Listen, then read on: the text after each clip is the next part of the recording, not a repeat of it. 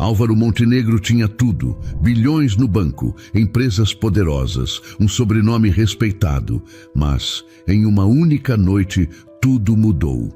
Um acidente, e a culpa esmagando seu peito, como um peso impossível de carregar.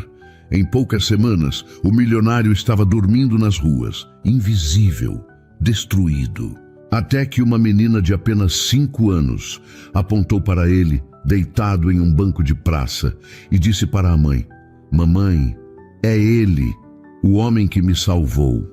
E o que Dulce Soares, uma faxineira que criava 2 gêmeas sozinha, decidiu fazer naquele instante, mudaria a vida de todos para sempre. Nossas histórias têm viajado longe. De onde você está assistindo hoje? Compartilhe com a gente nos comentários. A noite estava escura quando tudo desabou. Álvaro Lacerda Montenegro segurava o volante com uma mão e o celular com a outra, discutindo números e prazos enquanto o carro cortava a avenida iluminada de São Paulo. Ao seu lado, Afonso Montenegro observava o filho com aquele olhar de pai que conhece cada defeito e ainda assim ama sem limites. "Álvaro, desliga esse telefone", pediu Afonso pela 3ª vez naquela noite, a voz calma, mas firme. "A empresa não vai acabar se você parar de trabalhar por 1 hora. Só mais 1 minuto, pai." "É sobre o contrato da Zona Leste", respondeu Álvaro, sem tirar os olhos da pista, o fone quase escorregando entre o ombro e a orelha. Afonso suspirou. Conhecia bem aquele comportamento. Álvaro sempre fora assim desde que assumira parte dos negócios da família. Obcecado, incansável, distante de tudo que não fosse planilhas e reuniões. O velho empresário se lembrava de quando o filho era apenas um menino que corria pelo jardim da mansão, rindo alto, sem essa armadura de seriedade que agora carregava. "Você está igual ao seu avô", disse Afonso, tentando arrancar um sorriso. Ele também achava que o mundo parava se ele parasse, mas Álvaro não estava ouvindo. Do outro lado da linha, alguém gritava sobre um atraso na entrega de materiais. Ele aumentou o tom de voz, irritado, gesticulando com a mão livre, enquanto o carro acelerava sem que ele percebesse. "Eu não quero desculpas, quero soluções", bradou Álvaro, e foi nesse exato momento que seus olhos se desviaram da estrada. 1 segundo. Apenas 1 segundo de distração. O semáforo mudou de amarelo para vermelho, mas Álvaro não viu. Um carro cruzou à frente. O barulho dos freios rasgou a noite como um grito desesperado. Afonso teve tempo apenas de gritar o nome do filho antes do impacto. O mundo virou de cabeça para baixo. Vidros estilhaçados voaram em todas as direções. Metal retorcido. O cheiro forte de borracha queimada invadiu o ar. O celular de Álvaro foi arremessado para algum lugar distante, ainda conectado, com vozes gritando do outro lado, sem que ninguém mais pudesse responder. Quando tudo parou, o silêncio era pior que o barulho. Álvaro abriu os olhos devagar, sentindo um gosto ruim na boca. A dor latejava em seus braços, nas costelas, mas ele conseguia se mexer. Virou a cabeça para o lado, ainda tonto, e o que viu fez seu coração parar. "Pai! Pai!" gritou, tentando se soltar do cinto de segurança com mãos trêmulas. Afonso estava imóvel, a cabeça inclinada para o lado, os olhos fechados, o rosto coberto de pequenos cortes. Não respondia, não se movia. "Pai, por favor, abre os olhos." A voz de Álvaro saiu quebrada, desesperada. Ele conseguiu se soltar e se inclinou sobre o pai, tocando seu rosto com dedos tremendo. "Pai, me olha, eu estou aqui." Nada. Pessoas começaram a se aproximar do carro destruído. Alguém gritou para chamar uma ambulância. Luzes vermelhas e azuis começaram a piscar ao longe, cada vez mais perto. Mas para Álvaro, tudo aquilo parecia acontecer muito devagar, como se o tempo tivesse se quebrado junto com o carro. Ele segurou a mão do pai, apertando com força como se pudesse trazê-lo de volta apenas com aquele toque. "Eu sinto muito", sussurrou a voz engasgada. "Eu devia ter escutado você. Eu devia ter desligado aquele maldito telefone." Os paramédicos chegaram rapidamente, afastando Álvaro com firmeza, mas sem brutalidade. Ele assistiu, paralisado, enquanto colocavam uma máscara de oxigênio em Afonso e o retiravam cuidadosamente do veículo. As mãos dos profissionais se moviam rápido, checando sinais vitais, conectando aparelhos. "Ele está vivo?" perguntou Álvaro, a voz saindo mais alta do que pretendia. "Alguém me responde. Ele está vivo?" "Está vivo, mas precisamos levá-lo agora", respondeu uma paramédica de olhar sério, já empurrando a maca para dentro da ambulância. Álvaro tentou subir junto, mas outra equipe o segurou. "Senhor, você também precisa ser examinado." "Eu estou bem. Preciso ir com meu pai." "Você está machucado. Precisa de atendimento." Mas Álvaro não sentia dor. Só culpa. Uma culpa que já começava a crescer dentro do peito como uma planta venenosa, enraizando-se em cada canto de sua alma. Enquanto a ambulância partia com sirenes altas pela noite, Álvaro ficou ali parado no meio da avenida, cercado por destroços de metal e vidro, olhando as luzes vermelhas se afastarem. As pessoas falavam à sua volta, mas ele não conseguia escutar nada além da última coisa que o pai havia dito: "Desliga esse telefone." E ele não tinha desligado. Naquela noite, no hospital, enquanto médicos corriam de um lado para o outro, Álvaro descobriu que Afonso havia entrado em coma profundo. As palavras do neurologista ainda voltavam em sua cabeça quando ele finalmente se sentou em uma cadeira fria do corredor. "Estado grave. Não sabemos quando ele vai acordar. Se é que vai acordar." Ele baixou a cabeça e pela primeira vez em anos chorou. Os dias seguintes se arrastaram como anos. Álvaro não saiu do hospital. Não comia direito, não dormia. Passava horas sentado ao lado da cama do pai, observando aquele rosto tranquilo demais, conectado a tubos e máquinas que apitavam em intervalos regulares. Ele segurava a mão de Afonso e falava baixinho, mesmo sabendo que talvez não fosse ouvido. "Eu lembro quando você me ensinou a andar de bicicleta. Eu caí tantas vezes que você ficou com medo de eu desistir. Mas você não deixou, ficou do meu lado até eu conseguir." Silêncio. Apenas o bip constante dos monitores cardíacos. "Agora sou eu que preciso ficar do seu lado", continuou Álvaro, a voz falhando. "Eu não vou desistir de você, pai. Não vou." A porta do quarto se abriu com um rangido seco. Álvaro nem precisou olhar para saber quem era. Conhecia aqueles passos firmes. Augusto Montenegro entrou no quarto com o terno impecável, os cabelos perfeitamente penteados, o rosto controlado. Ele olhou para o irmão mais novo com uma expressão que Álvaro não conseguiu decifrar completamente. Havia preocupação ali, sim, mas havia algo mais. "Você está aqui desde ontem", disse Augusto cruzando os braços. "Precisa ir para casa, tomar um banho, descansar. Eu não vou deixar ele sozinho. Ele não está sozinho. Tem uma equipe inteira cuidando dele." Álvaro finalmente levantou os olhos e Augusto viu ali algo que nunca tinha visto antes no irmão. Uma fragilidade profunda, quase infantil. "Foi culpa minha, Augusto." "Não foi. Foi sim. Eu estava no telefone. Eu não estava prestando atenção. Eu podia ter evitado tudo isso." Augusto respirou fundo. Parte dele queria consolar o irmão. Mas outra parte, uma parte que ele mesmo não gostava de admitir, sentia uma estranha satisfação ao ver Álvaro daquele jeito.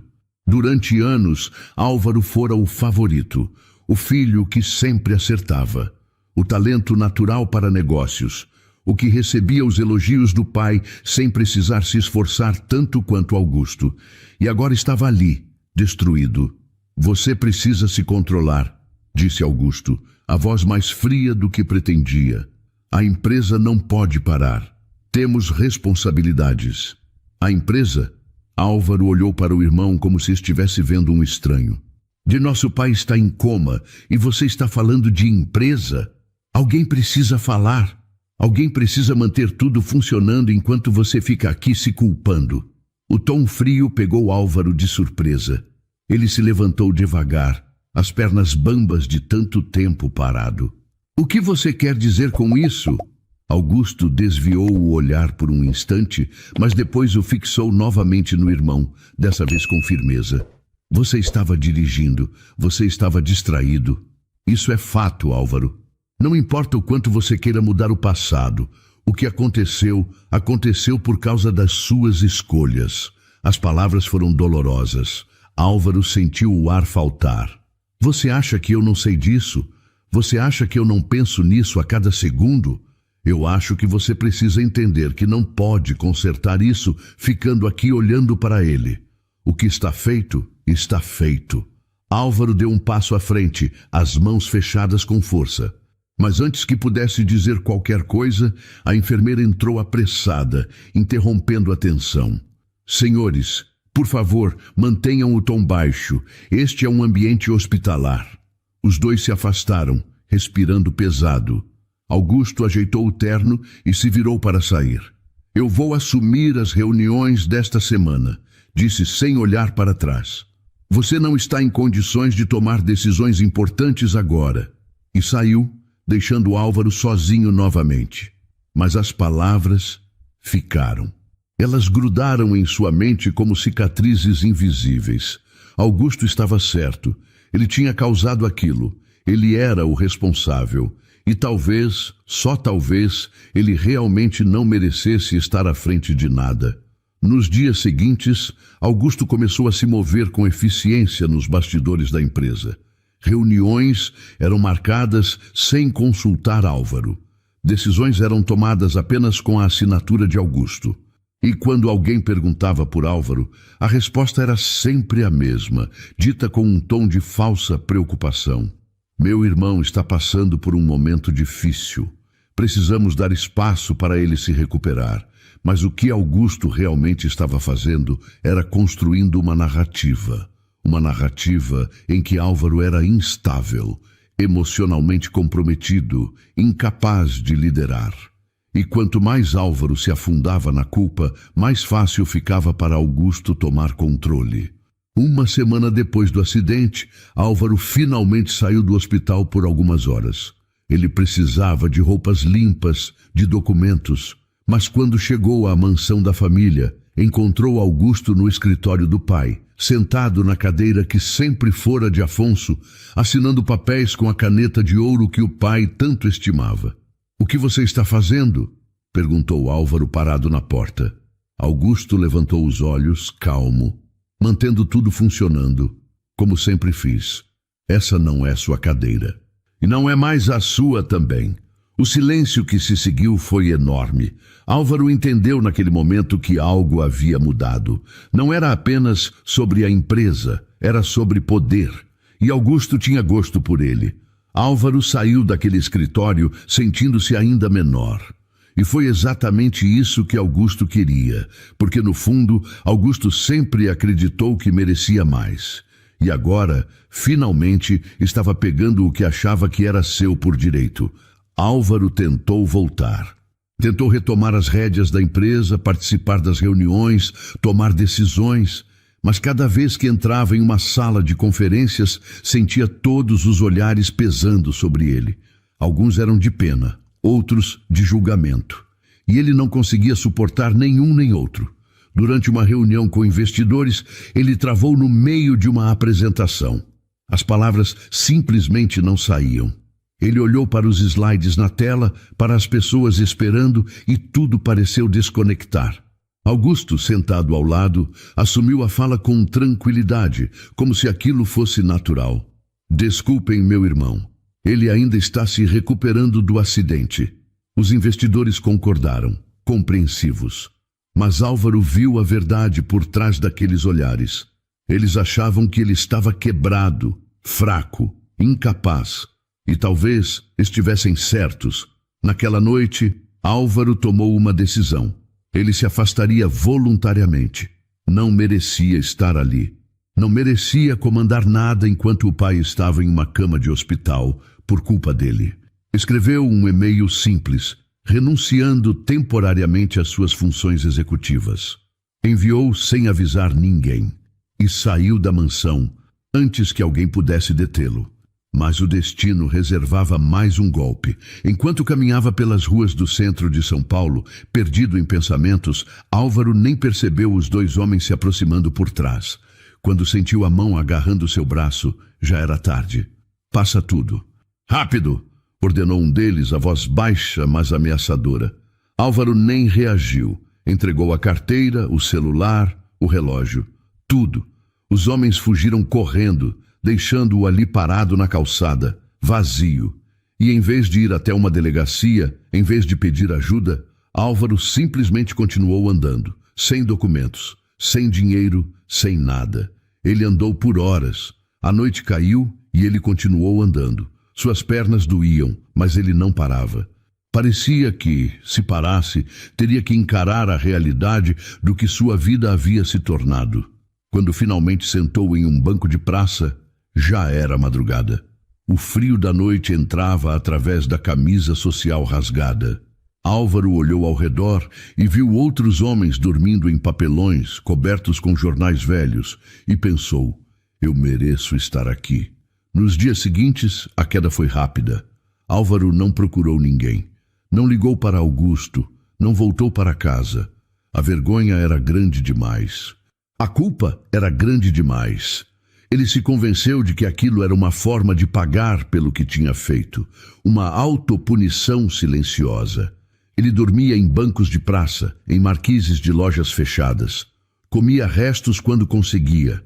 Algumas pessoas ofereciam moedas, e ele aceitava sem dizer nada, o orgulho já completamente destruído.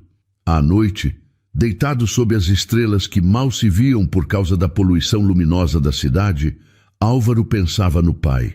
Será que Afonso ainda estava vivo? Será que tinha acordado? Ou pior, será que tinha piorado? Ele não tinha coragem de voltar para descobrir. Uma semana se passou. Depois, 2. Álvaro perdeu a conta dos dias. Seu rosto estava coberto por uma barba crescida e irregular. As roupas, antes impecáveis, agora estavam sujas e rasgadas. As mãos, que já assinaram contratos milionários, estavam calejadas e sujas. Ele se tornou invisível. Apenas mais um entre tantos que a cidade havia esquecido. E talvez fosse isso que ele queria: desaparecer. Deixar de existir como Álvaro Montenegro, o herdeiro, o empresário, o filho que destruiu tudo. Mas a vida tinha outros planos. Porque em uma tarde de sol quente, enquanto Álvaro descansava perto de um bairro residencial da periferia, tentando encontrar sombra debaixo de uma árvore, ele ouviu um grito de criança. Álvaro levantou a cabeça, ainda meio tonto de cansaço e fome. A poucos metros dali, uma menina pequena, de no máximo 5 anos, estava parada na calçada, congelada de medo. Um cachorro de rua, grande e agressivo, avançava na direção dela rosnando, os dentes à mostra. A menina não conseguia se mexer, só conseguia gritar. E Álvaro, sem pensar, agiu. Ele correu. Suas pernas fracas ganharam força de algum lugar desconhecido. Colocou-se entre a criança e o animal, abrindo os braços e gritando para afastar o cachorro. Sai! Vai embora! O cachorro hesitou, rosnando mais alto. Álvaro não recuou. Pegou um pedaço de madeira que estava no chão e bateu no asfalto, fazendo barulho. O animal finalmente desistiu e correu para longe, desaparecendo entre as casas. Álvaro se virou para a menina, que ainda estava tremendo. Ele se ajoelhou devagar para não assustá-la mais. Ei, está tudo bem agora, disse, a voz rouca de tanto tempo sem falar direito. Ele foi embora. Você está segura. A menina olhou para ele com olhos grandes e assustados. Tinha lágrimas escorrendo pelo rosto.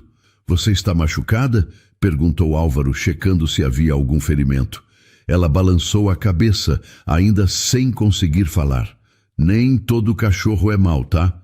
Esse estava com medo também, mas ele já foi. Não vai voltar. A menina finalmente conseguiu soltar a voz, ainda trêmula. Obrigada. Álvaro sentiu algo estranho no peito. Algo que não sentia há muito tempo. Uma pontinha de propósito. De utilidade. De nada, pequena. Agora vai para casa, está bem? E fica longe de cachorros que você não conhece. Ela concordou e correu de volta para dentro do quintal de uma casa simples. Álvaro a viu entrar e fechar o portão. Então ele se levantou, as pernas tremendo novamente, e voltou para debaixo da árvore. Não fazia ideia de que aquele momento mudaria tudo. Do outro lado da cidade, Dulce Soares Guedes limpava o chão de mármore de mais uma mansão. Era a 4ª casa do dia. Suas costas doíam, as mãos estavam vermelhas de tanto esfregar, mas ela não parava. Não podia parar. Tinha 2 filhas esperando por ela em casa e contas para pagar. Dulce era daquelas mulheres que carregava o mundo nas costas sem reclamar. Não porque fosse forte demais, mas porque não tinha escolha. Viúva há 3 anos, ela criava as gêmeas sozinha, com a ajuda da mãe, Dona Eulália. Enquanto passava pano no corredor, Dulce pensava nas meninas. Luma e Beatriz eram tão diferentes entre si que às vezes ela mesma se surpreendia. Luma era quietinha, vivia grudada nela, com medo de tudo. Já a Beatriz era o oposto. Falava sem parar, não tinha medo de nada, vivia inventando aventuras. Dulce, você pode limpar a sala novamente? Acho que ficou um pouco de pó nos móveis, pediu a dona da casa, uma mulher de meia idade, vestida com roupas caras demais para ficar em casa. Claro, senhora, já vou lá. Dulce não discutia, nunca discutia. Mas por dentro sentia o cansaço bater mais forte. Ela já tinha limpado aquela sala 2 vezes, mas precisava do dinheiro. Então voltou, pegou o pano e limpou tudo de novo, com o mesmo cuidado de antes. Quando finalmente terminou o trabalho e recebeu o pagamento, já eram 5 da tarde. Dulce pegou o ônibus lotado de volta para a periferia, espremida entre outras pessoas igualmente cansadas. Olhava pela janela e pensava em como a vida tinha mudado. Ela estudou, cursou arquitetura, sonhava em projetar casas, prédios, espaços que fizessem as pessoas felizes, mas engravidou no último ano da faculdade. O namorado se tornou marido, que jurou que ficaria ao lado dela para sempre, mas a vida tinha uma forma estranha de quebrar promessas. Dulce tentou voltar ao mercado de trabalho depois que o marido morreu, mas as portas já estavam fechadas. Ninguém queria contratar uma mãe de gêmeas para trabalhar em escritórios. Era muito compromisso, muita responsabilidade. E se as crianças ficarem doentes? Então ela aceitou o que apareceu: faxina, trabalho duro, honesto, mas que doía no corpo e na alma. Desceu do ônibus e caminhou pelas ruas do bairro até a casa da mãe. Era uma casinha simples, com um pequeno quintal nos fundos onde as meninas adoravam brincar. Bateu na porta e Dona Eulália abriu com um sorriso cansado, mas afetuoso. Oi, mãe. Oi, filha. Entra, as meninas estão no quintal. Dulce entrou e largou a bolsa pesada no sofá. Antes que pudesse tirar os sapatos, ouviu a voz animada de Beatriz gritando lá de fora. Mamãe! Mamãe chegou! E então as 2 apareceram correndo. Beatriz veio primeiro, como sempre, pulando no colo de Dulce com tanta força que quase a derrubou. Luma veio logo atrás, mais devagar, mas com o mesmo brilho nos olhos. Oi, meus amores, senti saudade de vocês. Eu também, gritou Beatriz. Vó deixou a gente brincar de casinha. E você, Lu, como foi o dia? Luma ficou quieta por um instante, olhando para a mãe com aqueles olhos grandes e sérios. Um cachorro veio para cima de mim hoje. O coração de Dulce parou. O quê? Você está bem? Te machucou? Não, mamãe, um moço salvou ela, explicou Beatriz, pulando de empolgação. Ele era um herói. Dulce olhou para a mãe, que estava parada na porta da cozinha. Mãe, o que aconteceu? Dona Eulália se aproximou, limpando as mãos no avental. Foi hoje de tarde. A Luma saiu do quintal sem eu ver. Um cachorro de rua foi para cima dela, mas apareceu um homem que espantou o bicho. Quando cheguei, ele já estava acalmando a menina. Quem era esse homem? Não sei, filha. Nunca vi ele por aqui. Estava com roupas velhas, barba grande. Parecia estar passando necessidade, mas foi gentil com a Luma. Ficou com ela até ter certeza de que estava bem. Dulce abraçou as duas filhas com força, sentindo um alívio enorme, misturado com medo do que poderia ter acontecido. Ele disse que nem todo cachorro é mau, contou Luma baixinho, e que o cachorro estava com medo também. Dulce sorriu, emocionada. Quem quer que fosse aquele homem, ele tinha sido gentil com sua filha, e isso significava muito. A gente tem que agradecer a ele se ver de novo, disse Dulce, acariciando o cabelo de Luma. Ele salvou a Luma, mãe. Ele é um herói, repetiu Beatriz, séria pela primeira vez no dia. Dulce olhou para as duas meninas e sentiu o peito apertar. Elas eram tudo para ela, e pensar que algo poderia ter acontecido. Mas não aconteceu, graças a um estranho que apareceu no momento certo. Naquela noite, depois de dar banho nas meninas, fazer o jantar e colocá-las para dormir, Dulce sentou ao lado da cama e observou as duas dormindo. Luma estava enrolada no cobertor, o rosto tranquilo. Beatriz dormia de boca aberta, um braço jogado para fora da cama. Dulce pensou no homem que havia salvado Luma. Quem seria ele? Por que estava nas ruas? Será que tinha família?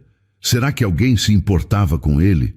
3 dias depois do incidente com o cachorro, Álvaro ainda vagava pelas mesmas ruas. Ele não sabia por que continuava naquela região.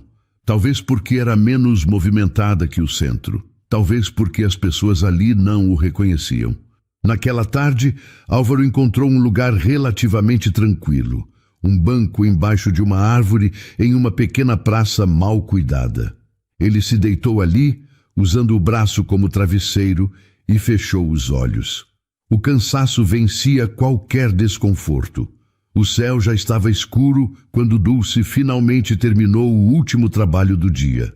Ela estava cansada, mais do que o normal, mas queria buscar as meninas logo. Odiava deixá-las muito tempo longe. Pegou o ônibus como sempre, mas desceu 2 pontos antes para passar pela casa da mãe.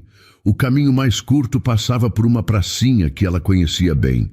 Era pequena, meio abandonada, mas era corte de caminho.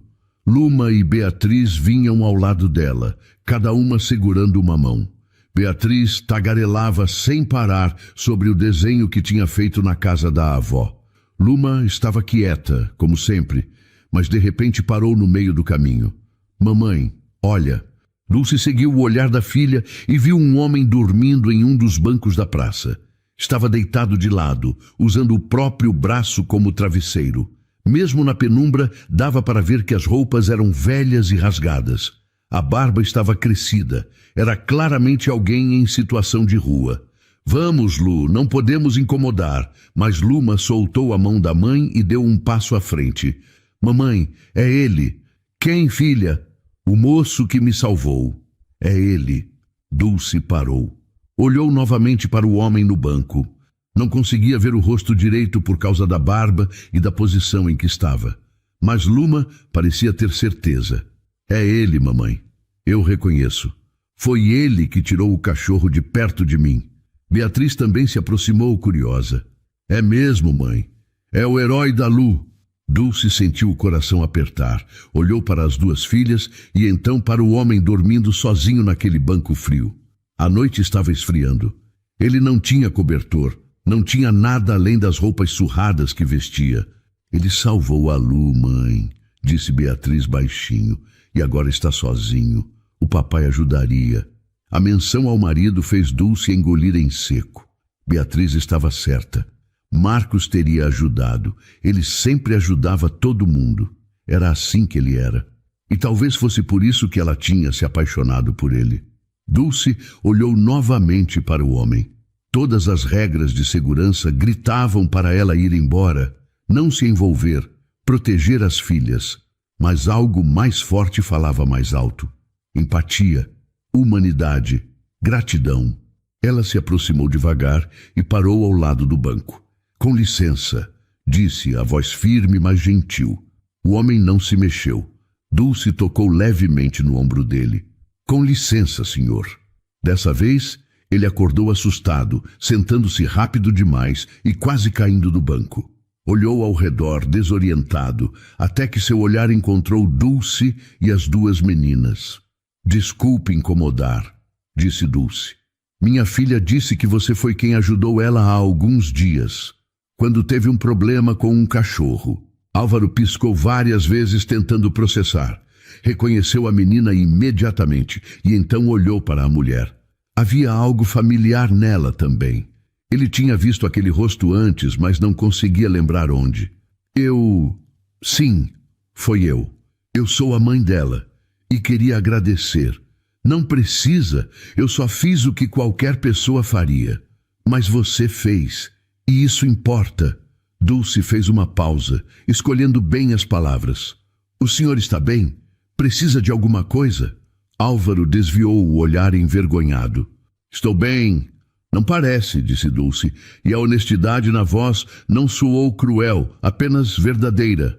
Olha, eu sei que a gente não se conhece, e eu sei que você pode achar estranho, mas eu não consigo ir embora sabendo que você está aqui no frio sem ter comido nada. Álvaro finalmente olhou para ela direito, e foi nesse momento que reconheceu. Ela já tinha trabalhado em uma das casas da família dele, limpando o chão de mármore da entrada. Ele lembrava de ter passado por ela algumas vezes, sempre apressado, sem nunca parar para cumprimentar. E agora ela estava ali, oferecendo ajuda para ele. Eu não quero incomodar ninguém. Não vai incomodar. Minha casa é pequena, mas tem um sofá, tem comida, tem um banheiro. É o mínimo que posso oferecer. Mamãe está falando sério, disse Beatriz empolgada. A gente quer ajudar. Luma apenas concordou com a cabeça, os olhos fixos em Álvaro, como se estivesse estudando cada detalhe do rosto dele. Álvaro sentiu um nó na garganta. Havia bondade demais naquele convite. Ele não merecia. Não merecia que uma mulher trabalhadora, com 2 filhas para criar, oferecesse o pouco que tinha para um desconhecido. Eu não posso aceitar. Pode sim, e vai, disse Dulce com firmeza. Você ajudou minha filha quando ela precisou. Agora deixa eu ajudar você. Álvaro olhou para as 3.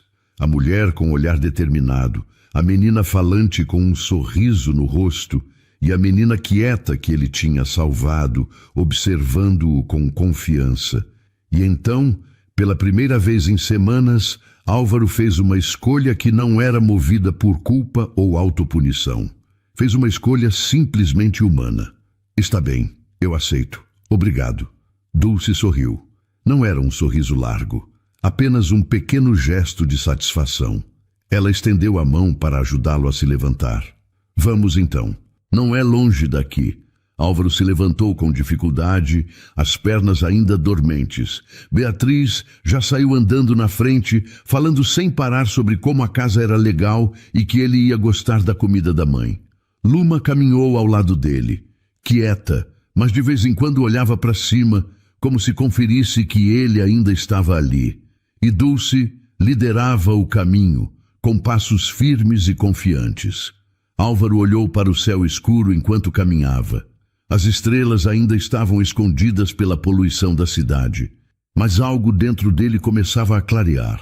Ele não sabia se merecia aquela bondade, mas ia aceitar, porque talvez, só talvez, aquele fosse o primeiro passo para voltar a ser humano novamente. O apartamento ficava no 3º andar de um prédio simples, com paredes descascadas e escadas estreitas. Dulce abriu a porta e acendeu a luz, revelando um espaço pequeno, mas arrumado. Tinha uma sala com um sofá gasto, uma televisão antiga e algumas fotos emolduradas na parede. Entra, disse Dulce, fazendo sinal para Álvaro entrar. Não é muito, mas é nosso lar.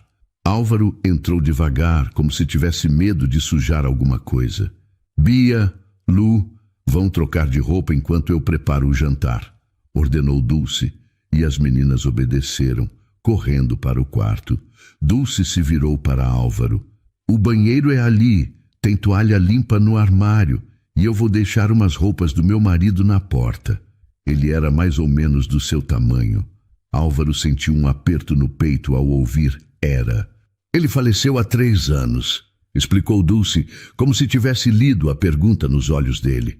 Acidente de moto. Sinto muito. Obrigada, agora vai. Toma um banho quente. Você precisa. Álvaro entrou no banheiro pequeno, mas limpo.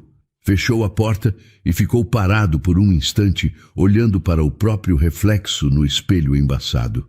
Quase não se reconheceu. A barba estava comprida e irregular. O rosto estava mais magro. Os olhos pareciam vazios. Ele ligou o chuveiro e entrou debaixo da água quente. A sensação era quase dolorosa depois de tanto tempo. A sujeira escorria pelo ralo, levando consigo semanas de rua. Ele esfregou a pele com força, como se pudesse apagar tudo o que tinha acontecido. Quando saiu, encontrou as roupas dobradas na porta. Uma calça de moletom, uma camiseta simples, cheiravam a amaciante. Ele vestiu tudo devagar, sentindo o tecido limpo contra a pele. Quando voltou para a sala, Dulce já estava na cozinha preparando o jantar. As meninas estavam sentadas no sofá, assistindo desenho animado. Senta aí com elas, disse Dulce, apontando para o sofá.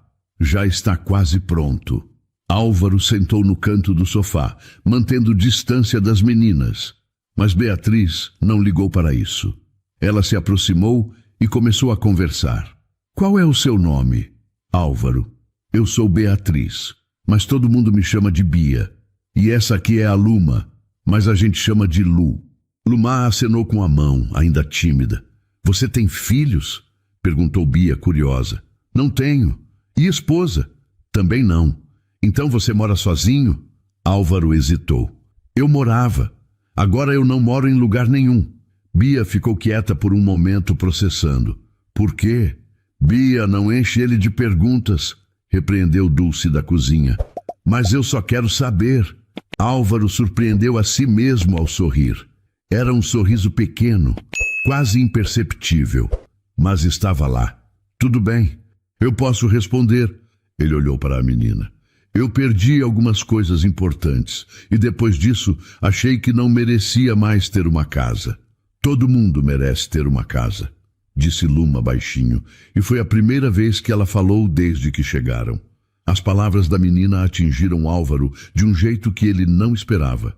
Ele engoliu em seco e apenas concordou. Talvez você esteja certa. O jantar foi simples. Arroz, feijão, ovo frito e salada.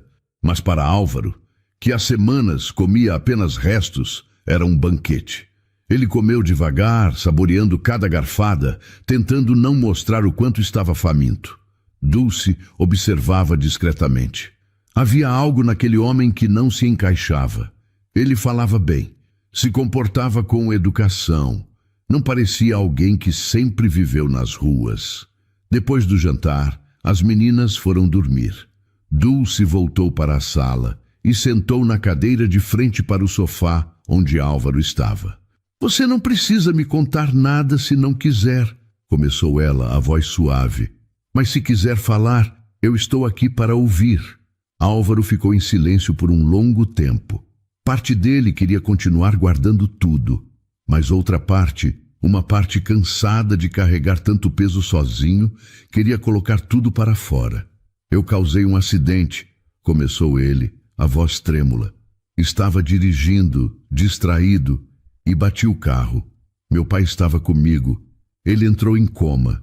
Dulce não disse nada, apenas ouviu. Depois disso, tudo desmoronou. Meu irmão me culpou, eu me culpei. Achei que não merecia mais nada, então me afastei de tudo. Fui roubado, perdi documentos, dinheiro, tudo, e acabei nas ruas. E você achou que ficar lá era uma punição justa? Álvaro olhou para ela, surpreso com a precisão da pergunta.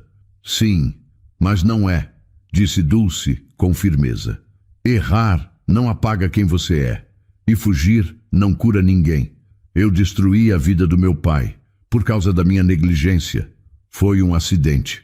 Você não quis machucar ele, mas eu podia ter evitado se eu tivesse desligado aquele telefone, se eu tivesse prestado atenção. Sim, interrompeu Dulce. A vida inteira a gente pode ficar pensando nos sis, Mas isso não muda o que aconteceu. O que você pode fazer agora é diferente. O que eu posso fazer? Você pode voltar, pode enfrentar, pode pedir perdão ao seu pai, mesmo que ele não esteja acordado para ouvir. Pode fazer melhor daqui para frente. Álvaro sentiu as lágrimas virem. Tentou segurar, mas não conseguiu. Elas escorreram pelo rosto sem controle. Eu tenho tanto medo, admitiu ele. Medo de que ele não acorde. Medo de que ele me odeie quando acordar. Medo de que eu não consiga ser melhor. Dulce se levantou e sentou ao lado dele no sofá. Colocou a mão no ombro dele, firme, mas gentil. Medo todo mundo tem, mas coragem não é não ter medo. É fazer o que precisa ser feito, mesmo tendo medo. Álvaro olhou para ela através das lágrimas. Como você é tão forte. Dulce riu baixo. Eu não sou forte. Eu só aprendi que a vida não dá escolha. Ou você levanta e continua, ou você fica para trás. E eu tenho 2 meninas que dependem de mim. Então eu levanto. Todo dia. Eles ficaram ali sentados em silêncio por um tempo. Finalmente, Dulce se levantou. Você dorme no sofá hoje. Amanhã a gente conversa mais. Mas por agora descansa. Você precisa. Obrigado, disse Álvaro. E dessa vez não era apenas agradecimento pela comida ou pelo teto. Era agradecimento por ser tratado como humano novamente. Dulce sorriu e foi para o quarto. Álvaro deitou no sofá, puxando o cobertor que ela tinha deixado ali. Era simples, mas era quente. E pela primeira vez em semanas, ele dormiu de verdade, sem culpa sufocando, sem frio cortando. Apenas descansou. Álvaro acordou com o cheiro de café. Por um instante, confuso, não soube onde estava. Então lembrou. O apartamento, Dulce, as meninas. Sentou-se no sofá e esfregou o rosto. Pela primeira vez em semanas, não sentia aquele peso esmagador no peito. Ainda estava lá, mas era mais leve, suportável. Dulce apareceu da cozinha segurando uma caneca. Bom dia. Dormiu bem? Melhor do que em muito tempo, respondeu Álvaro, aceitando o café. Obrigado por tudo. Não precisa agradecer, mas precisa fazer uma coisa por mim. O quê? Precisa ir ao hospital. Álvaro sentiu o estômago revirar. Eu não sei se consigo. Você consegue e precisa, disse Dulce sentando ao lado dele. Seu pai está lá e você precisa estar com ele. Nem que seja só para segurar a mão dele e dizer que você está ali. E se ele não acordar? E se for tarde demais? E se ele acordar e você não estiver lá? Respondeu Dulce. Você vai se arrepender para sempre. Álvaro sabia que ela estava certa. Sabia desde o começo, mas ouvir aquilo de outra pessoa dava força. Eu vou, hoje mesmo. Dulce sorriu. Ótimo. E depois você volta aqui e me conta como foi. Álvaro olhou para ela confuso. Você quer que eu volte? Claro. Onde mais você ia ficar? Mas você mal me conhece. Eu posso ser qualquer pessoa. Você não é qualquer pessoa. Você é alguém que salvou minha filha. E isso me diz tudo o que preciso saber. Algumas horas depois, Álvaro estava parado em frente ao hospital. Suas mãos tremiam. Ele quase desistiu 3 vezes antes de finalmente entrar. Subiu até o andar onde ficava a UTI. Tudo era familiar demais. As paredes brancas, o cheiro de desinfetante, o som dos monitores apitando em ritmo constante.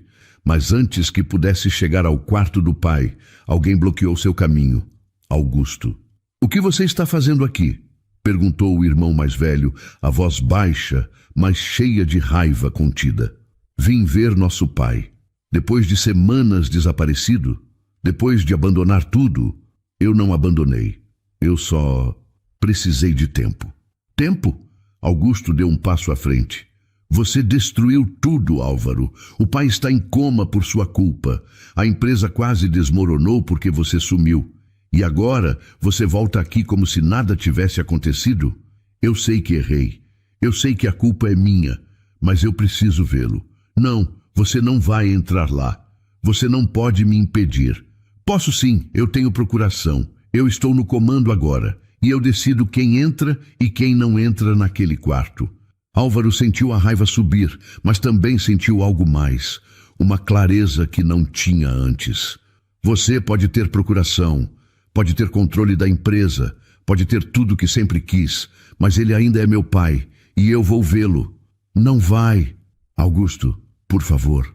A voz de Álvaro saiu mais suave. Eu sei que você está com raiva. Eu sei que você acha que eu não mereço estar aqui. E talvez você esteja certo. Mas ele é nosso pai. E se algo acontecer com ele, eu não vou conseguir viver com isso. Você também não. Augusto ficou em silêncio. Álvaro viu algo passar pelo rosto do irmão. Dor, medo, exaustão. Ele não está bem, disse Augusto finalmente, a voz falhando.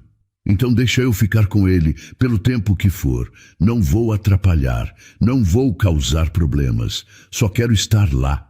Augusto olhou para o irmão por um longo momento. Então suspirou e saiu do caminho. 5 minutos. Obrigado. Álvaro entrou no quarto e sentiu o ar faltar.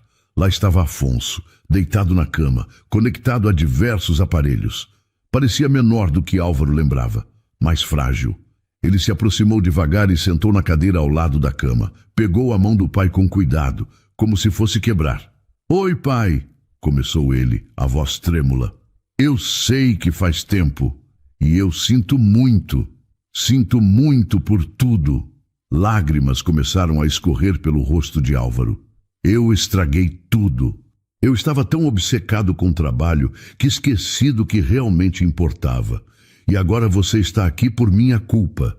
Ele apertou a mão do pai com mais força. Mas eu estou aqui agora. E não vou embora. Não importa quanto tempo demore. Eu vou ficar. Porque você sempre ficou por mim, sempre. E então algo aconteceu. A mão de Afonso se mexeu. Álvaro sentiu. Fraco, quase imperceptível. Mas se mexeu. Pai? Ele se inclinou mais perto. Pai, você está me ouvindo?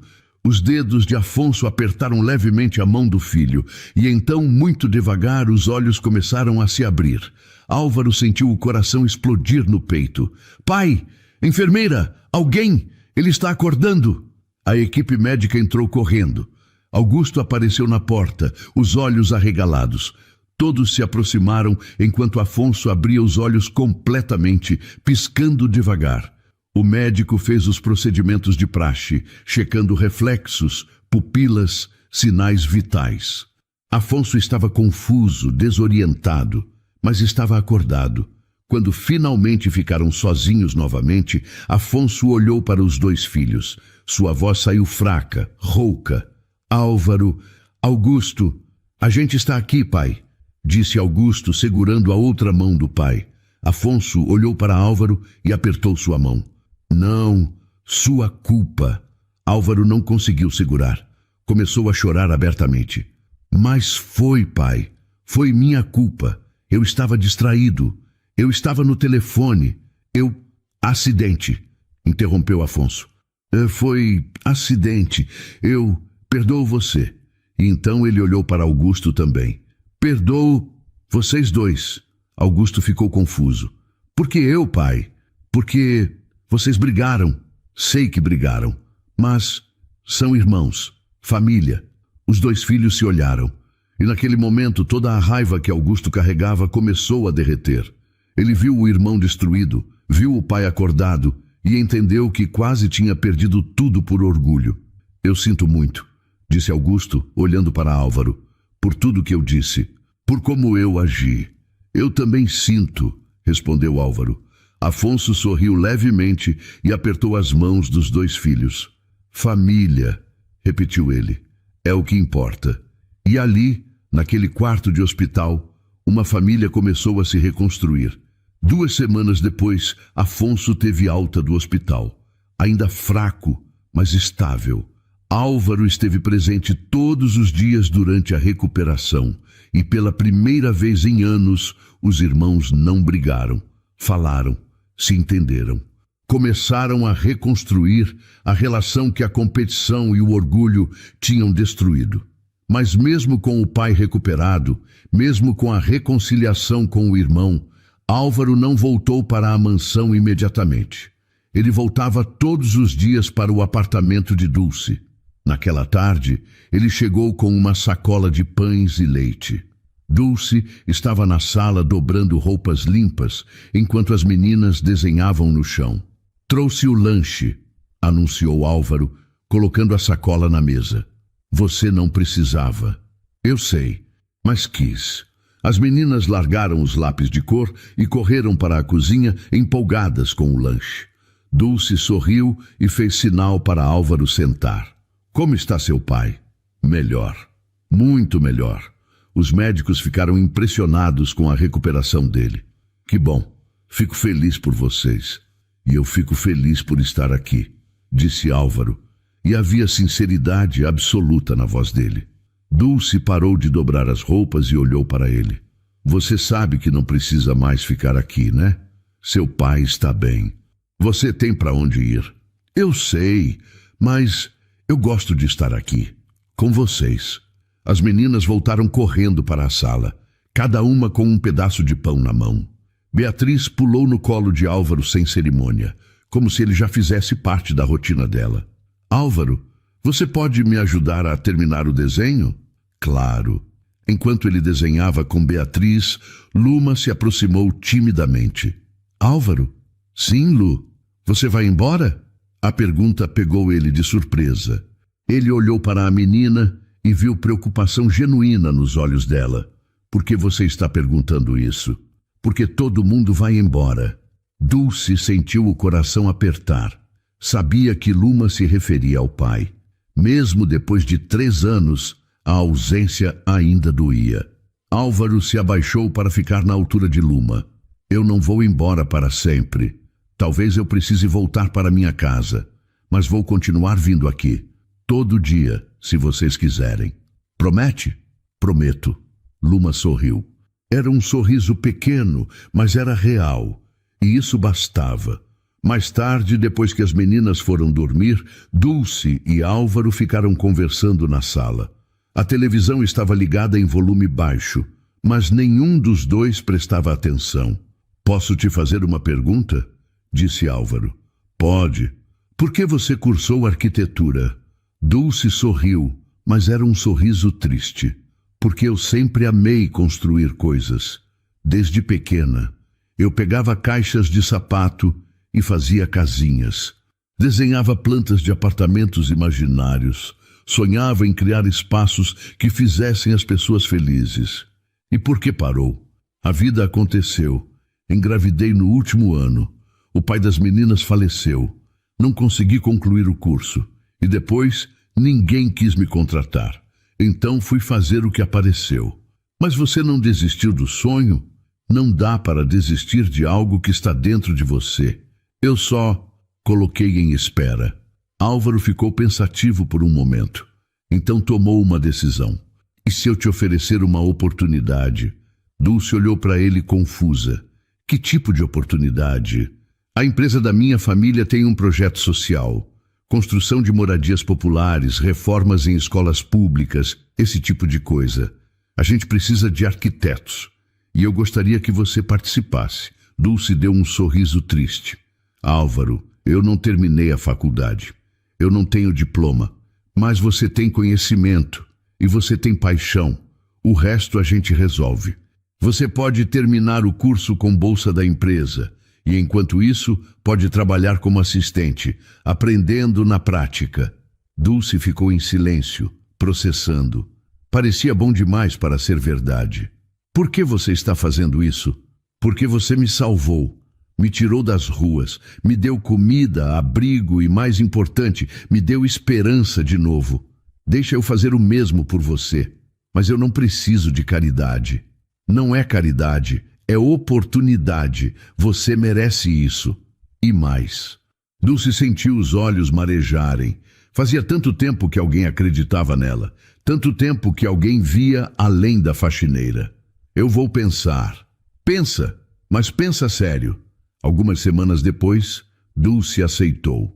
Começou devagar, trabalhando meio período enquanto ainda fazia faxinas para garantir a renda, mas aos poucos foi se envolvendo mais. redescobrindo a paixão que tinha guardado por tanto tempo, e Álvaro estava lá, todos os dias. Não apenas como o homem que ofereceu a oportunidade, mas como alguém que realmente se importava. Ele ajudava as meninas com a lição de casa, levava pipoca nos finais de semana para assistir filme, consertava coisas que quebravam no apartamento.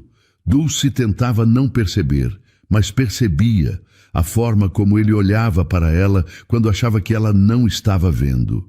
A forma como sorria quando as meninas o chamavam para brincar.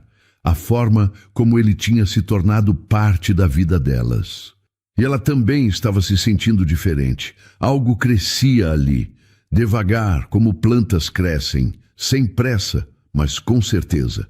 Uma tarde, Álvaro apareceu com uma caixa nas mãos e um sorriso misterioso. Tenho uma surpresa para vocês. As meninas correram, curiosas. O que é? O que é? Abram e vejam. Beatriz abriu a caixa e gritou de felicidade. Dentro estava um filhotinho caramelo, de olhos grandes e rabo abanando. Um cachorro! Luma congelou. Olhou para o cachorrinho e deu um passo para trás. Álvaro percebeu. Lu, vem aqui. Esse é diferente. Esse foi criado com amor. Ele não vai te machucar. Luma hesitou, mas então olhou nos olhos de Álvaro. Confiava nele. Devagar se aproximou. Estendeu a mão trêmula e tocou na cabeça macia do filhote.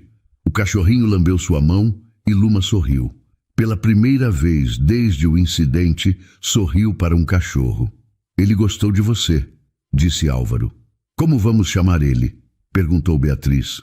Bolinha, gritou Luma, e todos concordaram.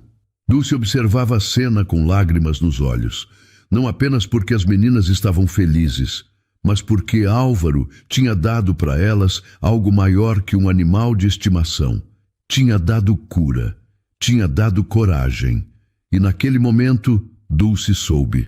Soube que estava se apaixonando e não tinha mais medo disso. 6 meses se passaram desde aquela noite na praça. 6 meses desde que Dulce estendeu a mão para um estranho e mudou 2 vidas. Álvaro tinha voltado para a empresa, mas era diferente agora. Não era mais o homem obcecado por trabalho. Era presente, humano, ouvia as pessoas, fazia pausas para almoçar, desligava o telefone quando era importante. Augusto percebeu a mudança e, surpreendentemente, a apoiou. Os dois trabalhavam juntos agora, de verdade. Não como rivais, mas como irmãos. Afonso se recuperou completamente e voltou para casa. Os irmãos jantavam juntos, conversavam, riam. O velho empresário observava tudo com um sorriso tranquilo, sabendo que quase perdeu tudo para ganhar o que realmente importava. E em uma tarde de sábado ensolarado, Álvaro convidou Dulce e as meninas para conhecerem a casa onde ele cresceu. É grande demais, comentou Dulce quando o portão se abriu, revelando a mansão imponente e o jardim vasto. É, concordou Álvaro, mas ultimamente está mais cheia. Afonso os recebeu na entrada com um abraço apertado. Augusto estava lá também, com a esposa e os 2 filhos. Pela primeira vez, as 2 famílias se encontraram. As crianças correram para brincar no jardim. Bolinha, que tinha crescido, mas continuava do tamanho perfeito para abraçar, corria atrás delas, latindo alegre. Dulce se sentou ao lado de Álvaro no terraço, observando a cena. Afonso e Augusto conversavam próximos, rindo de alguma piada interna. Você reconstruiu tudo, disse Dulce baixinho. Não sozinho. Você me ajudou. Você se ajudou. Eu só te dei um empurrão. Álvaro pegou a mão dela, entrelaçando os dedos. Dulce não puxou a mão. Apenas apertou de volta. Eu nunca vou conseguir te agradecer o suficiente. Então para de tentar, disse Dulce, virando-se para olhá-lo. Você já me deu oportunidade, já deu alegria para minhas filhas, já deu esperança para mim. A gente está quites. Não estamos, disse Álvaro, e havia algo diferente na voz dele, algo mais profundo, porque você me deu muito mais que isso.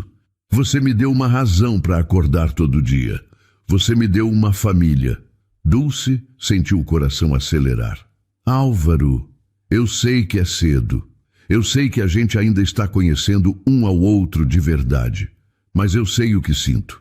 E o que eu sinto é que você e as meninas são a melhor coisa que já me aconteceu. Dulce sorriu, os olhos marejados. Você também é a melhor coisa que aconteceu para a gente. Então a gente pode continuar?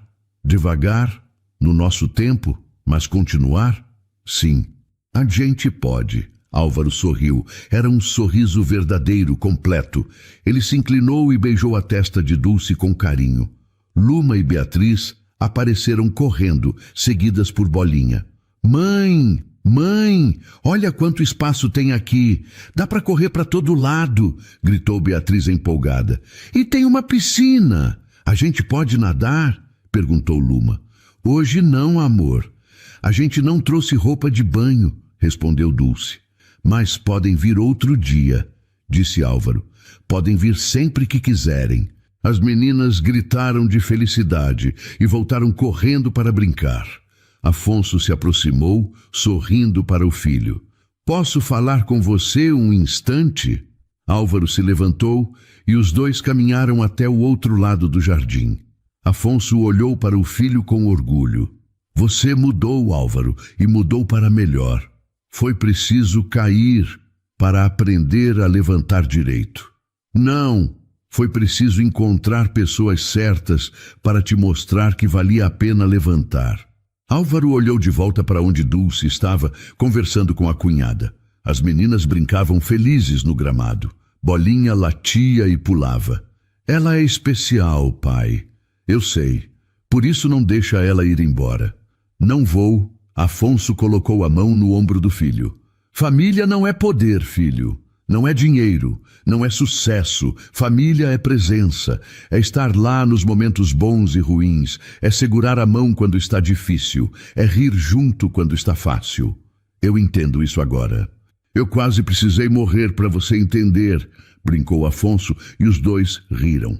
Não foi engraçado na época, mas ensinou. E valeu. Eles voltaram para o grupo. A tarde avançou entre conversas, risadas e brincadeiras. Quando o sol começou a se pôr, todos se sentaram no jardim. Álvaro olhou ao redor. Seu pai, saudável e feliz. Seu irmão, reconciliado e presente. Dulce, a mulher que o salvou. Luma e Beatriz, as meninas que o ensinaram a ver beleza novamente.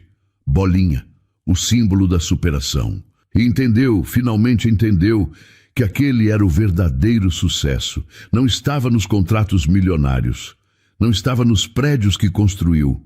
Não estava no sobrenome que carregava. Estava ali, naquele jardim, com aquelas pessoas. Estava na presença, na escolha de estar junto, na decisão de amar e ser amado. Álvaro pegou a mão de Dulce novamente. Ela encostou a cabeça no ombro dele. As meninas corriam perseguindo Bolinha. Afonso e Augusto conversavam sobre o futuro da empresa com leveza. E pela primeira vez em muito tempo, Álvaro se sentiu completo. Não porque tinha tudo, mas porque tinha o que importava. Família, amor, presença. E isso ele finalmente entendeu. Era mais valioso que qualquer fortuna do mundo. O sol se pôs completamente. As estrelas começaram a aparecer, uma a uma. E ali, naquele jardim, uma nova família se formava. Não de sangue, mas de escolha. E essas, muitas vezes, são as mais fortes. E então, o que achou da história? Deixe sua opinião nos comentários. Adoramos saber o que você pensa.